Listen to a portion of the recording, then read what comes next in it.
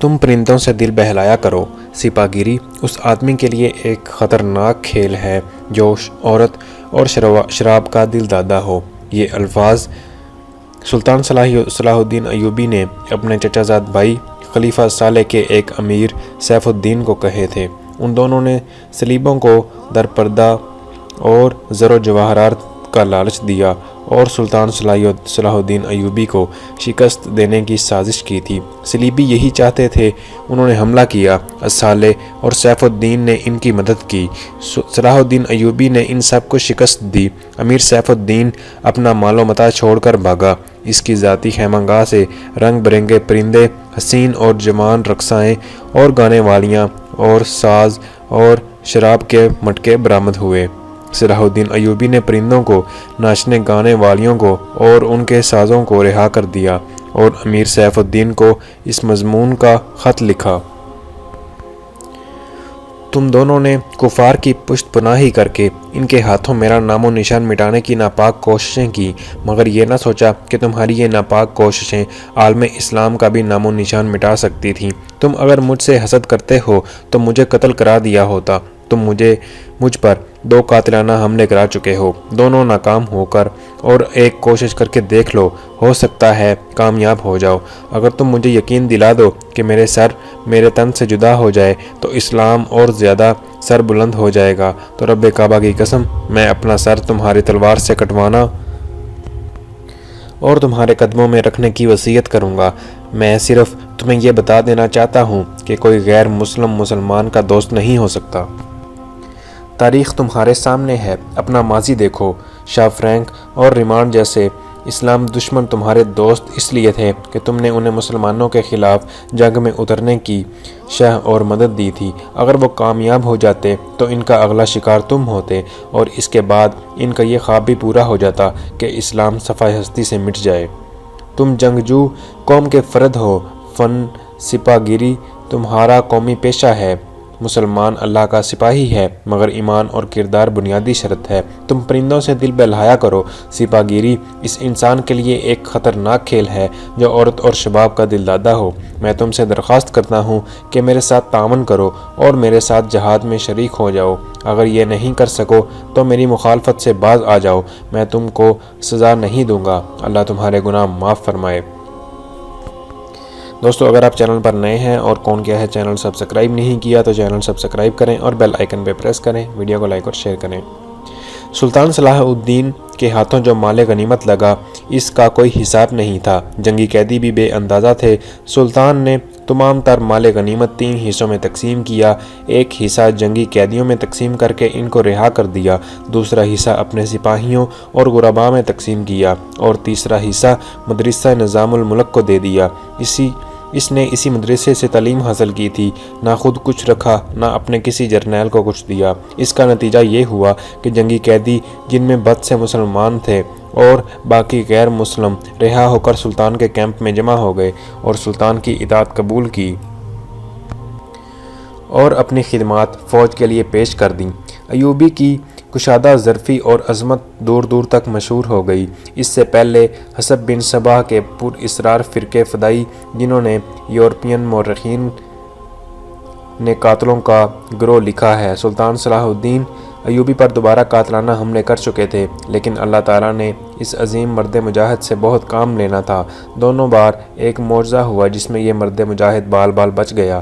سلطان پر تیسرا قاتلانہ حملہ اس وقت ہوا جب وہ اپنے مسلمان بھائیوں اور صلیبوں کی سازش کی چٹان کو شمشیر سے ریزہ ریزہ کر چکا تھا۔ امیر سیف الدین میدان جنگ سے بھاگ گیا تھا، مگر وہ سلطان کے خلاف بغض اور کینہ سے باز نہیں آیا تھا۔ اس نے حسن بن صباح کے قاتل فرقے کی مدد حاصل کی تھی۔ حسن بن صباح کا فرقہ اسلام کی آستین میں سانپ کی طرح پل رہا تھا۔ اس کا تفصیلی تعارف بہت ہی طویل ہے۔ مختصر یہ کہ جس طرح زمین سورج سے دور ہو کر گناہوں کا گہوارہ بن گئی، اس طرح ایک حسن بن صباح نامی ایک شخص نے اسلام سے الگ ہو کر نبیوں اور پیغمبروں والی عظمت حاصل کرنے کا منصوبہ بنایا، اور وہ اپنے آپ کو مسلمان ہی کہلاتا رہا اور ایسا گروہ بنا لیا جو طلسماتی طریقوں سے لوگوں کو اپنا پیروکار بناتا۔ اس مقصد کے لیے اس گروہ نے نہایت حسین لڑکیاں، نشہ آور جڑی بوٹیاں، ہیپناٹزم اور چرب زبانی جیسے طریقے اپنائے، بہشت بنائی جس میں جا کر پتھر بھی موم ہو جاتے تھے، اور اپنے مخالفین کو قتل کرانے کے لیے ایک گروہ وہ تیار کیا۔ قتل کے طریقے خفیہ اور پر اسرار ہوتے تھے۔ اس فرقے کے افراد اس قدر چالاک، ذہین اور نڈر تھے کہ بھیس بدل کر بڑے بڑے جرنیلوں کے باڈی گارڈ بن جاتے تھے، اور جب کوئی پر اسرار طریقے سے قتل ہو جاتا تو قاتلوں کو سراغ ہی نہیں مل پاتا۔ کچھ عرصہ بعد یہ فرقہ قاتلوں کا گروہ کے نام سے مشہور ہوا۔ یہ لوگ سیاسی قتل کے ماہر زہر بھی کیا کرتے تھے جو حسین لڑکیوں کے ہاتھوں شراب میں دیا جاتا تھا۔ بہت مدت تک یہ فرقے اسی مقصد کے لیے استعمال ہوتے رہے۔ اس کے پیروکار فدائی کہلاتے تھے۔